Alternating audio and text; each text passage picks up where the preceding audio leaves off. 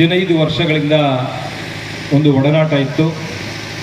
15 ವರ್ಷಗಳಲ್ಲಿ ನಾನು ಈ ಕ್ಷೇತ್ರಕ್ಕೆ 2009ರಲ್ಲಿ ಬಂದಂಥ ಸಂದರ್ಭದಲ್ಲಿ ಅವರಿಗೆ ಬಹಳ ಅಂದರೆ ಸಮಾಜಕ್ಕೆ ಏನಾದರೂ ಒಂದು ಒಳ್ಳೇದು ಮಾಡಬೇಕು, ಸಮಾಜದಲ್ಲಿರ್ತಕ್ಕಂಥ ಎಲ್ಲ ವರ್ಗಗಳು ಒಂದು ಅನುಕೂಲ ಆಗಬೇಕು, ಒಳ್ಳೇದು ಮಾಡಬೇಕು, ವಿಶೇಷವಾಗಿ ರೈತರಿಗೆ ಒಳ್ಳೇದಾಗಬೇಕು ಅನ್ನುವಂಥ ಒಂದು ಕಳಕಳಿಯನ್ನು ಇಟ್ಕೊಂಡಿರ್ತಕ್ಕಂಥದ್ರಲ್ಲಿ ಯಾವುದೇ ಒಂದು ಸಂದೇಹ ಇಲ್ಲ.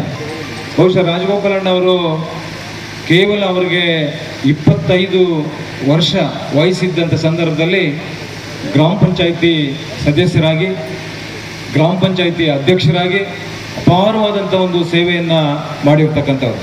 ಒಂದು ಬಾರಿ ಅಲ್ಲ, 2 ಬಾರಿ ಗ್ರಾಮ ಪಂಚಾಯಿತಿ ಸದಸ್ಯರಾಗಿ, ಗ್ರಾಮ ಪಂಚಾಯಿತಿ ಅಧ್ಯಕ್ಷರಾಗಿ ಅಪಾರವಾದಂಥ ಒಂದು ಕೆಲಸ ಮಾಡಿರ್ತಕ್ಕಂಥವರು. ಮತ್ತು ಅದನ್ನು ವಿಶೇಷವಾಗಿ ತಾಲೂಕ್ ಪಂಚಾಯಿತಿ ಸದಸ್ಯರಾಗಿ, ತಾಲೂಕ್ ಪಂಚಾಯಿತಿ ಅಧ್ಯಕ್ಷರಾಗಿ ಕೆಲಸ ಮಾಡಿರ್ತಕ್ಕಂಥವರು.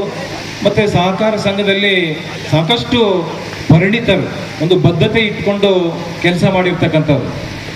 ಬಹುಶಃ ಅವರು ಮಿಲ್ಕ್ ಯೂನಿಯನ್ನಲ್ಲಿ ಕೂಡ ಭಾಳ ಕ್ರಾಂತಿಯನ್ನು ಮಾಡಿರ್ತಕ್ಕಂಥವ್ರು. ಮಿಲ್ಕ್ ಯೂನಿಯನ್ನಲ್ಲಿ ಬಹುಶಃ ಈ ಕ್ಷೇತ್ರದಲ್ಲಿ, ಈ ಗ್ರಾಮದಲ್ಲಿ ನಮ್ಮ ನೆಚ್ಚಿನ ನಾಯಕರಾದಂಥ ಕುಮಾರಣ್ಣವರು ಇದೇ ಗ್ರಾಮದಲ್ಲಿ ಮದುವೆಯಾಗಿ ಅವರು 2006ರಲ್ಲಿ ಮುಖ್ಯಮಂತ್ರಿಗಳಾಗಿರ್ತಕ್ಕಂಥ ಸಂದರ್ಭದಲ್ಲಿ ಪ್ರಮಾಣ ವಚನ ಸ್ವೀಕರಿಸಿ ಮೊದಲನೇ ಸಹಿ ಹಾಕಿದ್ದು ಯಾರಿಗೆ ಅಂತ ಹೇಳಿದ್ರೆ ಅದು ರಾಜಗೋಪಾಲಣ್ಣವ್ರ ವಿಚಾರದಲ್ಲಿ.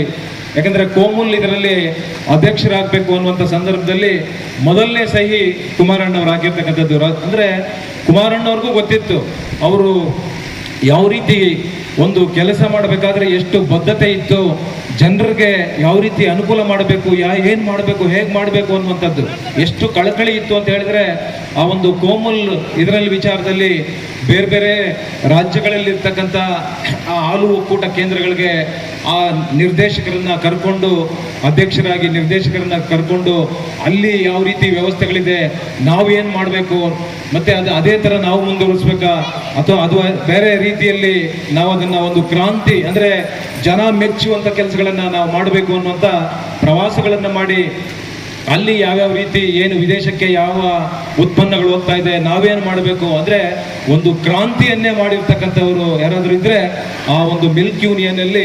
ರಾಜಗೋಪಾಲಣ್ಣವರ ಒಂದು ಸೇವೆ ಅಪಾರವಾಗಿರ್ತಕ್ಕಂಥದ್ದು. ಅವರು ನಾನು ಈ ಕ್ಷೇತ್ರದಲ್ಲಿ ಬಂದ ನಂತರ ನಾನು ಬೆಂಗಳೂರಿನಿಂದ ಬಂದಿದ್ದೆ, ನಾನು ಯಾರು ಏನು ಅನ್ನುವಂಥದ್ದು ಅವ್ರಿಗೇನೂ ಗೊತ್ತಿರಲಿಲ್ಲ. ಆದರೆ ಆ ಒಂದು ಕುಟುಂಬದ ವಿರುದ್ಧ ನಾವು ಹೋರಾಡಿ ನಾವಿಲ್ಲಿ 3 ಸಾರಿ ಸೋತಿದ್ದೀವಿ, ಇಲ್ಲಿ ಗೆಲ್ಲಲೇಬೇಕು ಅಂತ ಹೇಳಿ ಒಂದು ಪಣವನ್ನು ತೊಟ್ಟು ನಿಜವಾಗ್ಲೂ ಕೂಡ ನನ್ನ ಮೊದಲನೇ 2013ರಲ್ಲಿ ನಡೆದಂಥ ಚುನಾವಣೆಯಲ್ಲಿ ಮೊದಲನೇ ಗೆಲುವಿಗೆ ಅಪಾರವಾಗಿ ಶ್ರಮಿಸಿ ನನ್ನ ಶಾಸಕರಾಗಲಿಕ್ಕೆ ಮಾಡಿರ್ತಕ್ಕಂಥ ರಾಜಗೋಪಾಲಣ್ಣವರ ಕೊಡುಗೆ ಬಹಳ ಅಪಾರವಾಗಿರ್ತಕ್ಕಂಥದ್ದು. ನಾವೆಲ್ಲರೂ ಕೂಡ ಅವಿಸ್ಮರಣೀಯವಾದಂಥದ್ದು.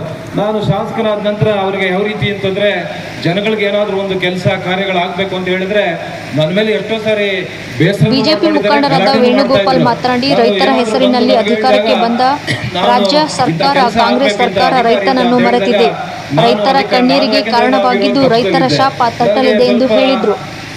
ಕೇಂದ್ರ ಸರ್ಕಾರವು ಮೆಕ್ಕೆಜೋಳ ಬೆಂಬಲ ಬೆಲೆ ಘೋಷಿಸಿದ್ದರೂ ರಾಜ್ಯ ಸರ್ಕಾರವು ಮೆಕ್ಕೆಜೋಳದ ಖರೀದಿ ಕೇಂದ್ರ ಆರಂಭಿಸಿಲ್ಲ. ರಾಜ್ಯದ ರೈತರು ಅನೇಕ ಸಮಸ್ಯೆಗಳನ್ನು ಎದುರಿಸುತ್ತಿದ್ದು ಇದ್ಯಾವುದರ ಗೊಡವೆಯೂ ನಮಗೆ ಸಂಬಂಧಿಸಿಲ್ಲ ಎನ್ನುವಂತೆ ಕಿವಿ ಕೇಳಿಸದೆ ಮಾತನಾಡಲು ಬಾರದಂತೆ ಸರ್ಕಾರವಾಗಿದೆ ಎಂದರು.